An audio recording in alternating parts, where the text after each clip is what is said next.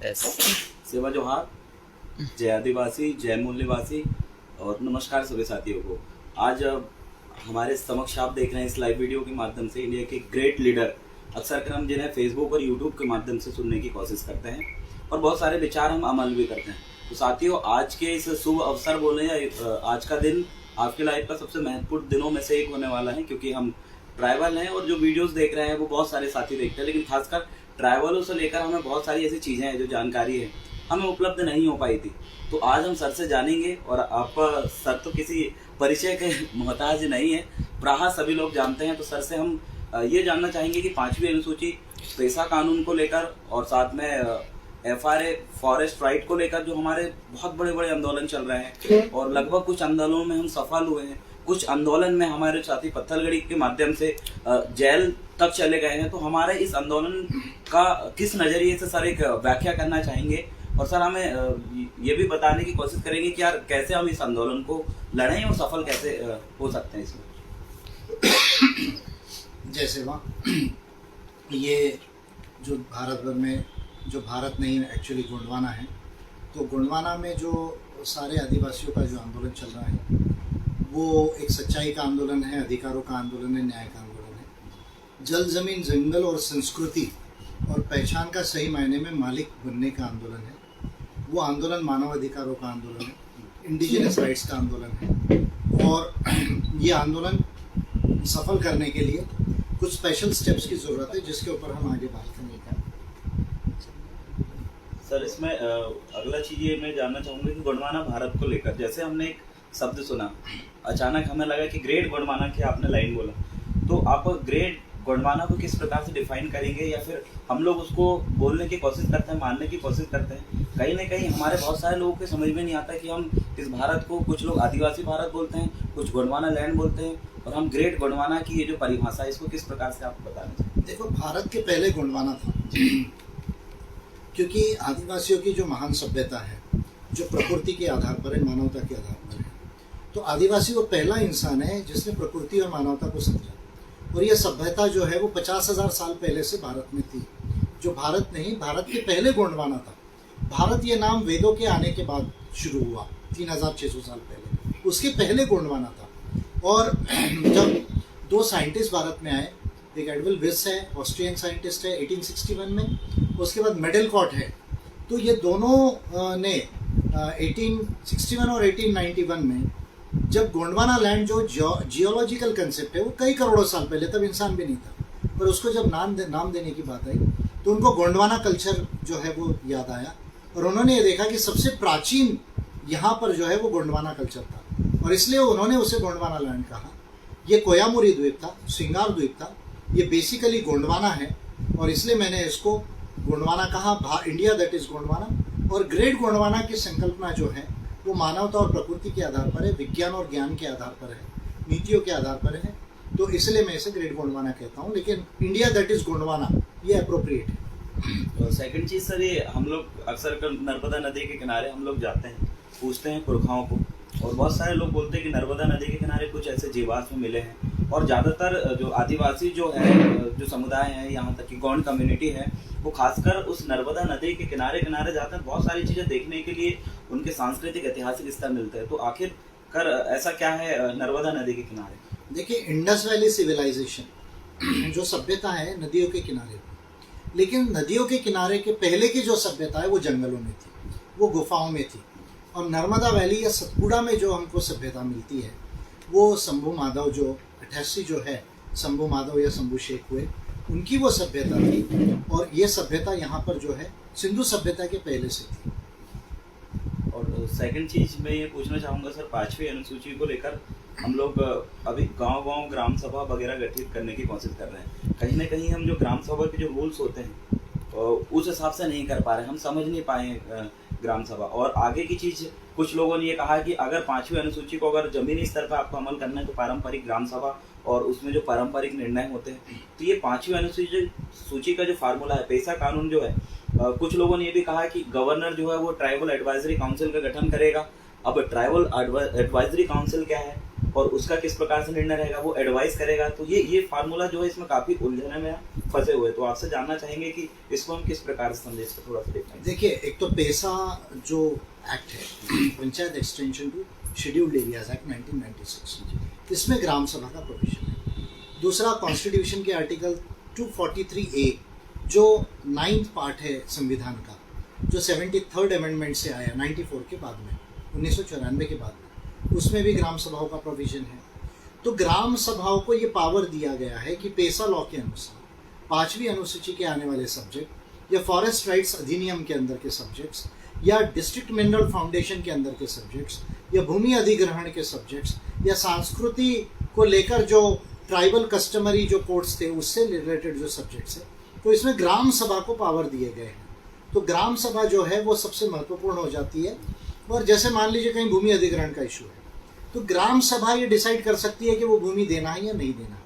अगर भूमि देना है तो फिर किस आधार पे देना है कि भाई उसके एवज में हमें ज़मीन चाहिए, नौकरी चाहिए या शेयर होल्डिंग चाहिए। तो ये जो है डिसाइड करने का राइट जो है वो ग्राम सभा को है। मान लीजिए आदिवासियों की कोई ज़मीन है, अगर वो मान लीजिए गलत ढंग से अगर गैर आदिवासियों ने ले ली, तो एसडीएम को आप कंप्लेंट कर सकते हैं, इसके साथ ग्राम सभा को भी कर सकते हैं, और ग्राम सभा उस पर निर्णय लेकर डिसाइड करके भी एसडीएम को दे सकती है। उसी तरह वन अधिकार अधिनियम है, उसमें जो 10 एकड़ ज़मीन मिलने का जो प्रावधान है, या बैम्बू का जो है, जो बांस मिलने का प्रावधान है, तेंदुपत्ता है, महुआ फूल है, जो निस्तार पत्रक के अंदर के अधिकार है, उसको भी इम्प्लीमेंट करने के जो राइट्स है वो ग्राम सभा के पास में। तो ग्राम सभा सबसे महत्वपूर्ण है। और केवल 15 अगस्त, 26 जनवरी, 2 अक्टूबर वाली सरकारी ग्राम सभा नहीं, किसी भी विषय पर वो गांव के आदिवासी ग्राम सभा कर सकते हैं। तो ये महत्वपूर्ण है।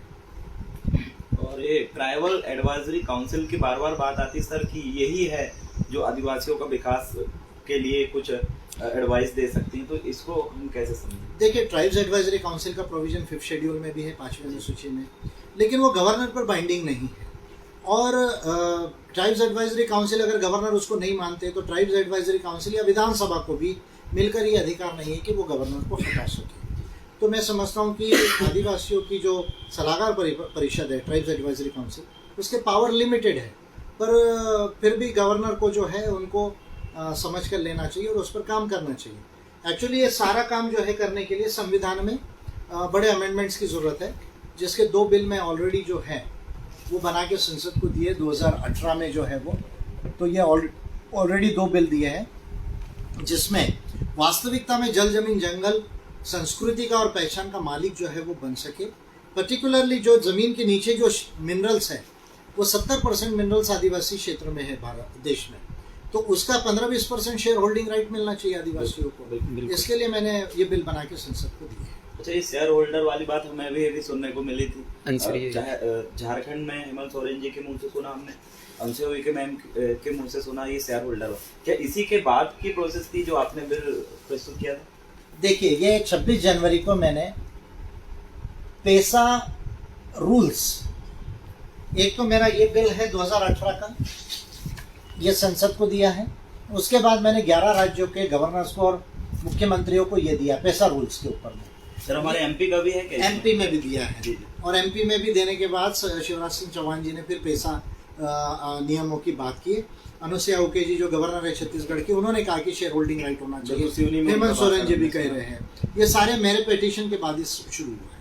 और हमने ये भी अभी पढ़ा शिवराज सिंह चौहान जी का कि जो ग्राम सभा को वनों का संरक्षण और उसका ये सब जिम्मेदारी है ग्राम सभा को सौंपेंगे, आप ही के बिल के बाद में आया था ये हुआ। और मेरा ये कहना है कि भाई ये जो 70% जो खनिज संपदा है, जिसकी जो आदिवासी क्षेत्रों में है, जिसकी वैल्यू 1000 लाख करोड़ होता है जी, तो इस 1000 लाख करोड़ में कम से कम 20-25% जो है शेयर होल्डिंग ये आदिवासियों को मिलना चाहिए।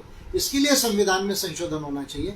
Mines and mineral regulation and development act 1957 और डीएमएफ रूल्स में अमेंडमेंट होना चाहिए।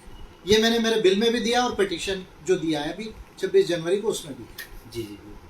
और नेक्स्ट चीज़ हम ये पूछना चाहेंगे सर, ये सारी चीज़ें जो है क्या हम बिना पॉलिटिक्स के या फिर अपने लोगों को बीच में बैठ के ग्राम सभा के माध्यम से ये नियम कानून जो हम बनाएंगे, क्या वो इफेक्ट करेंगे या फिर ये क्या फार्मूला है? ये देखिए, ग्राम सभा पेसा रूल्स अगर बन जाते हैं ना, पेसा नियम बन जाते हैं, पेसा अधिनियम के आधार पे पेसा नियम बनने की जरूरत है, उसी के लिए मैंने पिटीशन की। तो ये क्लियर हो जाएगा ग्राम सभा के अधिकार क्या है। ग्राम सभा कौन कौन से तरह के प्रस्ताव कर सकती है, जी। उसका क्रियान्वयन कैसा होना चाहिए, सरकार पर अधिकारियों पर कैसे वो बाइंडिंग हो जाएगा, ये क्लियर हो जाएगा। लेकिन अगर सही में जल जमीन जंगल का मालिक बनाना है संस्कृति और पहचान का, तो संविधान में इसमें अमेंडमेंट लगेगा जो बिल्स मैंने दिए। तो ग्राम सभा अभी भी रूल्स के हिसाब से बहुत काम तो कर पाएगी, पर पूरी तरह अगर जल जमीन जंगल का संस्कृति और पहचान का मालिक आदिवासी को बनाना है जो वो वास्तव में है, तो संविधान में संशोधन की जरूरत है। अब संविधान में संशोधन तो सर पार्लियामेंट में ही होगा, क्या आदिवासियों को वहां तक भी पहुंचना पड़ेगा? बगैर पार्लियामेंट में जाए हमारे जो दूसरे पीढ़ी के अधिकार हैं, इंडिजिनस राइट्स है, मानव अधिकार है, या ट्राइबल कोड की जो बात है, जो ये बात हो रही है कि धर्म के अलावा आदिवासियों की संस्कृति का एक कोड होना चाहिए, ये जो तमाम बातें हैं, या ग्राम सभा के वाइड पावर्स की बात है, या शेयर होल्डिंग राइट्स की बातें हैं, ये जो तमाम चीज़ें मैं कह रहा हूँ वो काम होने के लिए, ट्राइबल स्टेट्स है, भील प्रदेश की बात है, या जैसे छत्तीसगढ़ को, तेलंगाना को, महाराष्ट्र को मिलाओ तो एक आदिवासी राज्य और बन जाता है। तो ये जो तमाम चीज़ें हैं वो करने में दिक्कत आएगी। उसके लिए संसद जाना ये फाइनल रास्ता है, क्योंकि आदिवासियों की समस्या ये राष्ट्रीय नहीं अंतर्राष्ट्रीय भी है, और इसलिए रूल ऑफ लॉ से ही काम करना पड़ेगा, पार्लियामेंट जाकर अमेंडमेंट करना पड़ेगा, तभी ये काम होगा। अब ये यूनाइटेड नेशन ऑर्गेनाइजेशन के हम बार बार सुनते हैं हमारे लोग कि संयुक्त राष्ट्र संघ है। सर, संयुक्त राष्ट्र संघ और आदिवासियों के बीच में क्या संबंध रहा है? देखिए, संयुक्त राष्ट्र संघ ने सबसे बड़ी बात जो की है, एक तो पहले ILO कन्वेंशन 107 जो 1959 में आया, फिर ILO कन्वेंशन 169 जो 1989 में आया, उसके बाद United Nations declaration rights of indigenous people 1994 में, और उसके बाद 2007 में जो सेकंड डिक्लेरेशन है। इसमें ये जो बार बार मैं 5 चीजें कह रहा हूँ, जल जमीन जंगल, संस्कृति और स्वयं पहचान, इसके जो वास्तविक अधिकार है, वो वास्तविक अधिकार ये आदिवासियों के इंडिजिनस राइट्स है, ये ह्यूमन राइट्स है, ये सेटल करने का काम इंटरनेशनल लॉ में संयुक्त राष्ट्र संघ ने किया। और उसके वजह से अभी दुनिया के लगभग जो है वो 25-30 देशों में ये अधिकार उनके संविधानों और कानूनों में आए हैं, और ये एक बड़ा प्रोग्रेसिव स्टेप है जो दुनिया में हुआ है। अब ये छोटा नागपुर वाला और ये संथाल परगना, ये ऐसा कानून तो कमजोर है, इस प्रकार की बात बोलते हैं, क्या है? पेशा कानून में भी संशोधन के बहुत सारे जो है वो प्रावधानों की जरूरत है। जैसे मैं आपको एक बात बताता हूँ कि पेशा कानून में, अगर पेशा कानून का क्रियान्वयन कोई अगर ना करे तो उसमें कोई फाइन का प्रोविजन नहीं है। बिल्कुल। पेशा कानून में रिपेरेशन, कॉम्पनसेशन जैसे जो ह्यूमन राइट्स की कंसेप्ट है उसका प्रावधान नहीं है। भाई, ग्राम सभा के एक्चुअल पावर्स क्या होना चाहिए, उसका क्रियान्वयन कैसा होना चाहिए, इसका प्रोविजन जो है वो पेशा कानून में नहीं है। तो ये तमाम चीज़ों को लेकर पेशा कानून को और ज़्यादा अमेंड करने की ज़रूरत है, उसको और स्ट्रांग करने की ज़रूरत है, जिसके कुछ प्रावधान CNT एक्ट 1908 और SPT एक्ट 1949 में झारखंड के मिलते हैं कुछ प्रावधान, लेकिन मानव अधिकारों के प्रावधान उससे ज़्यादा एडवांस्ड है। सर, आदिवासियों की शिक्षा को लेकर आप क्या कहना चाहेंगे? इसमें कैसे बदलाव होना चाहिए? अभी हम लोग जो है जो पढ़ते हैं, लगभग हिंदी किताब में ही हम पढ़ते हैं, इंग्लिश में हम एक्सपर्ट नहीं हैं, तो हमें इसको लेकर आप क्या कहना चाहेंगे शिक्षा को लेकर? देखिए, एक तो ट्राइबल लैंग्वेजेस 8वीं अनुसूची में आना चाहिए। जैसे गोंडी है, गोंडी 40 लाख से ऊपर लोग बोलते हैं देश में। भीली जो है 90 लाख से ऊपर लोग बोलते हैं, लेकिन 8वीं अनुसूची में नहीं है। तो पहले तो ये भाषा 8वीं अनुसूची में आना चाहिए। और ट्राइबल क्षेत्रों में ट्राइबल लैंग्वेजेस में भी बच्चों को पढ़ाया जाना चाहिए, यानी केवल हिंदी में नहीं, या जैसे मराठी या दूसरी तेलुगु में नहीं, ट्राइबल लैंग्वेजेस में पढ़ाया जाना चाहिए। लेकिन मेरा तो पूरे देश के लिए महत्वपूर्ण बात है, जो भी भारत के लोग हैं और ट्राइबल से पर्टिकुलर, उनको इंग्लिश पढ़ने की ज़रूरत है, क्योंकि इंग्लिश में ही जो है ज्ञान विज्ञान का नॉलेज है, इकोनॉमिक्स का नॉलेज है, human rights, international law, international relations का, पब्लिक एडमिनिस्ट्रेशन का, जो है कोर्ट्स के कामकाज का, लॉ मेकिंग का सारा जो नॉलेज है वो इंग्लिश में है। इसलिए इंग्लिश ये फर्स्ट लैंग्वेज होना चाहिए, और ऑफकोर्स साथ में ट्राइबल लैंग्वेजेस और रीजनल लैंग्वेजेस को पढ़ाया जाना चाहिए। और अगला सर, आपने अपना पार्टी भी बनाया है, उसको लेकर भी आप ट्राइबलों को लेकर हमने देखा है काफ़ी कार्यक्रमों में आप जाते हैं, तो जैसे कि आप अभी बताएं आपने कि पॉलिटिकल में हम जब तक उतरेंगे नहीं तब तक जो 5वीं अनुसूची है इसको लेकर जो और अमेंडमेंट होना चाहिए, जबकि 5वीं अनुसूची जो पहले थी 1935 के संविधान की भी बात करते हैं, तो सर 1935 के संविधान में आदिवासियों का अधिकार और अभी वर्तमान जो कॉन्स्टिट्यूशन बना है इसमें उसमें किस प्रकार से क्या डिफरेंस है? देखिए, चाहे आप देखिए, पहले तो शेड्यूल्ड एरियाज बने 1874 में जी, और ये बात हमको ध्यान रखना है कि अगर अंग्रेज सरकार नहीं होती तो आदिवासियों के जो अधिकार हैं वो जो हमारे कॉन्स्टिट्यूशन में आए बाद में वो नहीं आते थे, पहली बात। दूसरी बात हमको ध्यान में रखना है कि जयपाल सिंह मुंडा ये यदि नहीं होते और साथ में ठक्कर बाबा और बरडोली जो 2 कमिटीज बनी थी ट्राइब्स की संविधान बनते हुए, ये नहीं होते तो जो अभी हमारे संविधान में वो भी नहीं होता। तो पहला तो अंग्रेज सरकार का इसका बहुत बड़ा रोल है इसमें, ब्रिटिश गवर्नमेंट का। दूसरा सबसे महत्वपूर्ण रोल जयपाल सिंह जी का आ जाता है और ठक्कर बाबा और बरदोली जी का आ जाता है। तो 35 के एक्ट से थोड़ा ज़्यादा जो है वो 5वीं अनुसूची को और 6वीं अनुसूची को, जो ट्राइबल 2 कमेटी थी जिसके एक के अध्यक्ष थे ठक्कर बाबा, दूसरे के बरडोली जी, उनके रिकमेंडेशन पे 2 बातें लाई गई। लेकिन संविधान में एबोरिजिनल ट्राइब जो वर्ड नहीं लिखा गया, यह सबसे बड़ी मिस्टेक है। सर उसमें ये भी बोला जाता है कि आदिवासी शब्द का कुछ लोग विरोध कर रहे थे। एबोरिजिनल जो शब्द है इसके लिए जयपाल सिंह मुंडा और जो ठक्कर बाबा का हम नाम लेते हैं, उन्होंने एबोरिजिनल जोड़ने के लिए अपनी तरफ से प्रोसेस किया था। देखिए, आपको भारत के कई कानूनों में एबोरिजिनल वर्ड मिलेगा। कनाडा का संविधान और जो न्यूजीलैंड का संविधान है वो भी ब्रिटिश कॉलोनी थी, वो भी कॉमनवेल्थ था, उसमें आपको मिलेगा। और भारत के कई कानूनों में ये मिलेगा। और जयपाल सिंह जी की जो ये सोच थी वो बिल्कुल सही थी, क्योंकि वो आदिवासी तो है ही ना, मूल निवासी। और जयपाल सिंह जी की सोच कैसे सही थी ये यूनाइटेड नेशंस ने प्रूव कर दिया कि यूनाइटेड नेशंस तो उनको एबोरिजिनल या इंडिजिनस बोल ही रहा है। तो इसलिए मैं समझता हूँ कि 49 में अगर ये दिसंबर 48 में यदि ये सेटल हो जाता तो मैं समझता हूँ ज़्यादा अच्छा होता था। मैं समझता हूँ कि कॉन्स्टिट्यूशन में एक बहुत बड़ा मिस्टेक है जो एबोरिजिनल ट्राइब नहीं लिखा गया। और एबोरिजिनल ट्राइब का एग्जैक्ट ट्रांसलेशन आदिवासी होता है, इंडिजिनस पीपल होता है, वो होना चाहिए था। और लास्ट हम यही कहना चाहेंगे सर कि हम युवाओं को आप क्या मार्गदर्शन देंगे इन फ्यूचर? नहीं, युवाओं से मैं यही कहूँगा कि वो पढ़े लिखे और अच्छा व्यवसाय करे, अच्छा बिजनेस करे, अच्छे सर्विसेज में जाए। और जो लोग जो है आदिवासी समाज के लिए और पूरे देश के लिए अच्छा काम करें, और पढ़ाई लिखाई करके पार्लियामेंट और असेंबली जाना ज़रूरी है। क्योंकि जब संविधान में ये लिमिट दी है कि 25 साल में जो है कोई भी MP बन सकता है, और फिर 21-22 साल में अगर कोई कलेक्टर बन सकता है, तो 25 साल में सांसद क्यों नहीं, विधायक क्यों नहीं। तो ये काम यदि युवा जाकर पढ़ाई लिखाई कर अगर संसद में जाते हैं, विधानसभा में जाते हैं, और वहाँ जाकर ये ह्यूमन राइट्स और जो कॉन्स्टिट्यूशन लॉज है, वेरियस पॉलिसीज हैं, उस पर यदि काम करते हैं तो देश में जल्दी जो है वो बदलाव आएगा, देश हमारा जल्दी आगे जाएगा, और जितनी भी समस्या है वो बहुत कम समय में सॉल्व हो सकती है। जी, अभी बहुत सारे हमारे ऐसे ट्राइब्स यंग हमारे कुछ फ्रेंड लोग हैं जो कि बहुत सारी नॉलेजों से और बहुत सारी चीज़ों का अध्ययन नहीं कर पा रहे। कहीं ना कहीं उनको जो है एक गाइडलाइन की और एक मार्गदर्शक की लगभग आवश्यकता रहती है।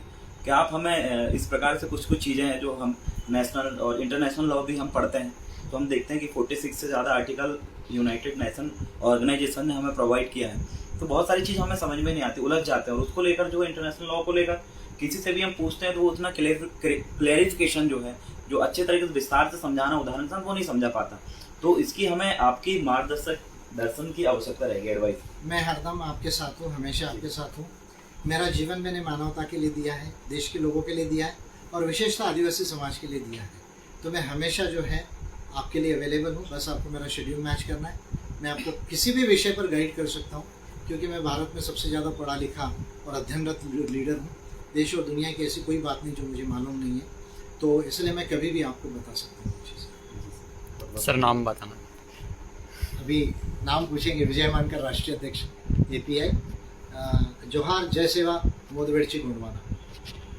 सेवा जोहार। वीडियो को शेयर करें, लाइक करें, और कोशिश करें कि जो सर ने हमें बताया उसको हम अमल करेंगे। तो आज 22 अक्टूबर को हम इस वक्त सावनेर में हैं, और आज का दिन हमारे लिए यादगार दिन रहेगा और लाइफ का एक बहुत बड़ा चेंजिंग पॉइंट भी रहेगा, क्योंकि बहुत सारे अभी हम सर से दोपहर में बैठे हैं, 3 से 4-5 घंटे का हमारा समय यहाँ पर बीता। उसमें बहुत सारे सवाल और उनके जवाब हमने लिया, और मिल के कुछ नए तरीके से हम काम करेंगे। सेवा जोहार, जय मूल निवासी, जय गौंडवाना।